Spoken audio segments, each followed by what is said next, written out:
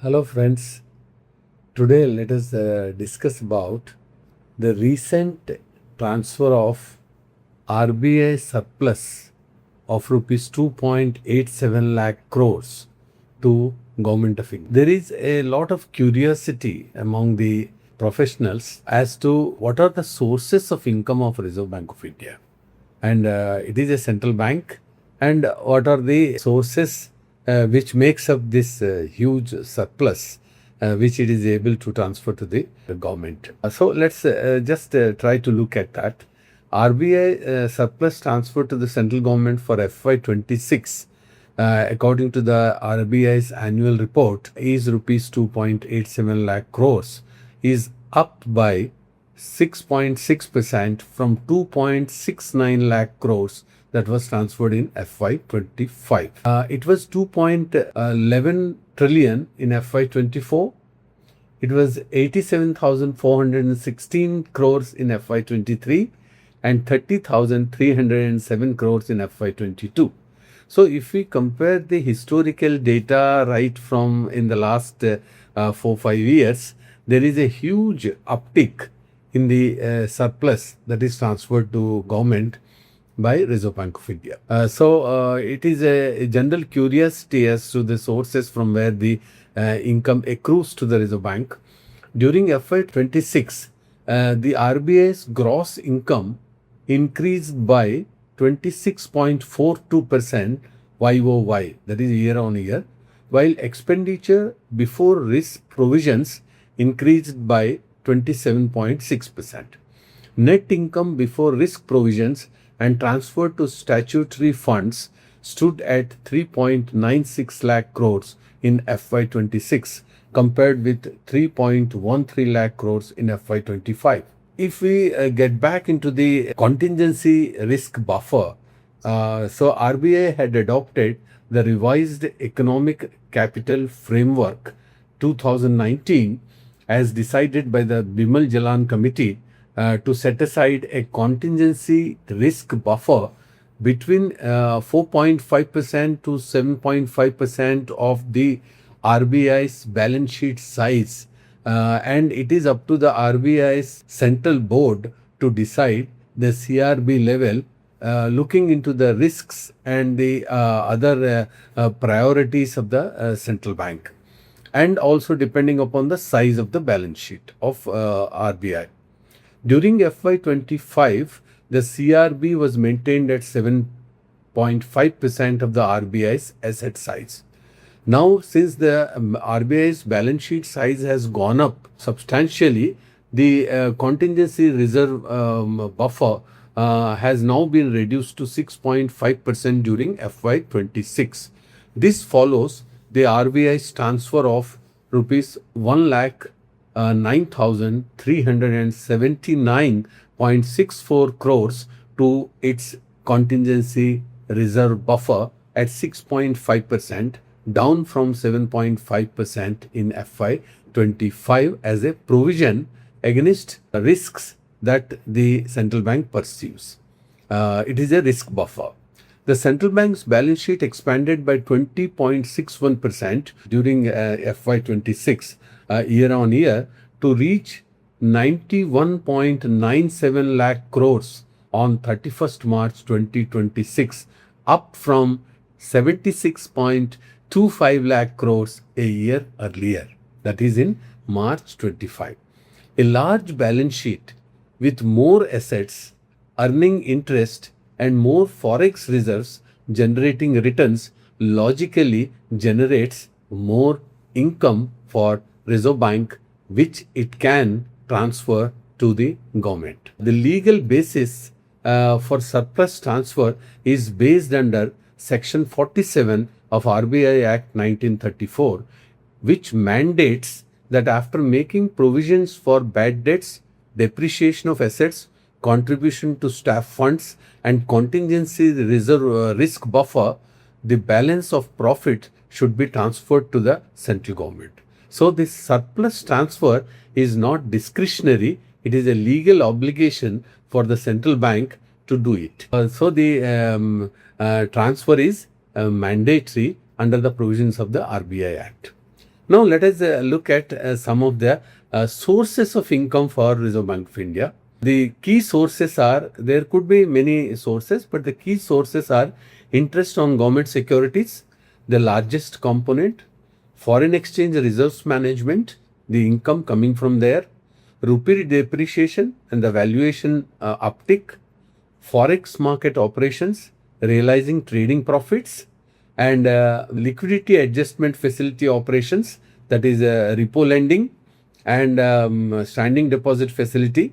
Because standing deposit facility, the RBI pays 5% interest, whereas if financial intermediaries, that is the banks, borrow from RBI, they charge at the repo rate of 5.25 now. So domestic investment portfolio growth is also one of the sources. Fees, charges and regulatory income that comes from various sources. So these are some of the sources from where the RBI gets its income. Let me just roll it out once again for your reminder that interest on government securities, foreign exchange reserve management and rupee depreciation, the valuation bonus, forex market operations, realized trading profits, a liquidity adjustment facility operations, interest on repo lending, etc., domestic investment portfolio growth, fees, charges and regulatory income. These are all some of the broad heads through which the RBI gets the income. Now let's just drill down some of the components for our reference. The 26.42% income growth in FY26 over FY25 had 5 specific drivers out of the list which we have discussed just now. First one is the rupee depreciated approximately 13 to 14% in FY26, far more than in FY25. Every dollar of forex reserves and every dollar of US Treasury interest income translates into significantly more income for RBI in rupee terms in FY26. So that is one reason. Large domestic investment portfolio, it is up by 44.9%. The RBI expanded its domestic government securities portfolio significantly through open market operations, purchases to inject liquidity and support monetary transmission, earning proportionately higher interest income. The third driver is higher global interest rates. US Treasury yields remained at 4 to 4.5% throughout FY26, the third consecutive year of elevated returns on RBI's foreign currency asset portfolio. Next one is gold revaluation income.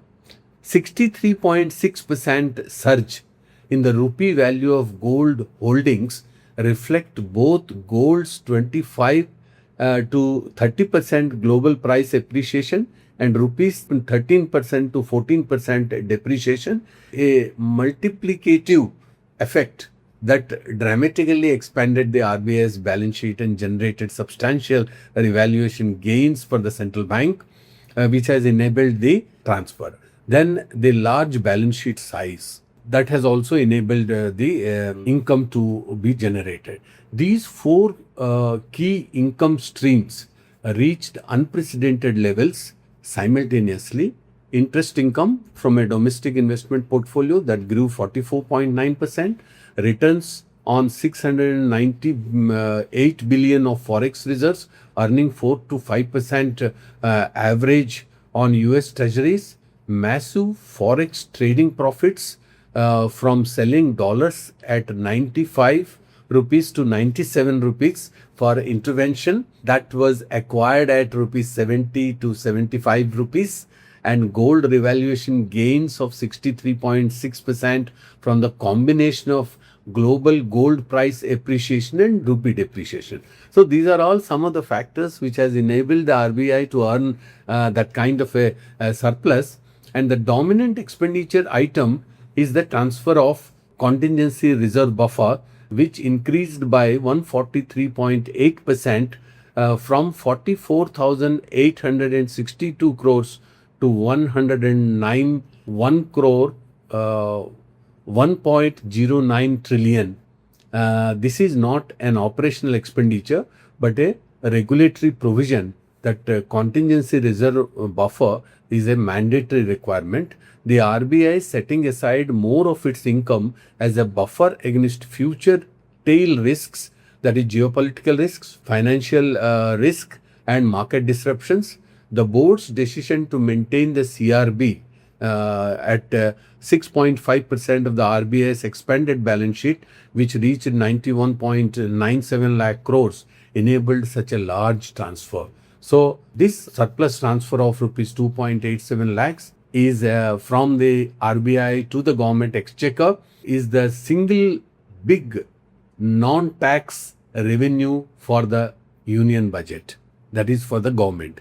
The RBI surplus represents approximately 57% of the total budgeted non-tax revenue, a staggering dependence on single non-tax income source from the Reserve Bank of India. In this sense, this transfer from the RBI to the government exchequer is a silver lining at a time when fiscal stress has heightened as costs have begun rising due to the West Asia crisis. So we have tried to decipher what are the components and sources of income for the Reserve Bank, which has enabled such huge funds to be transferred to the government. So we will be talking more about this kind of developments in the times to come in our coming episodes of this channel.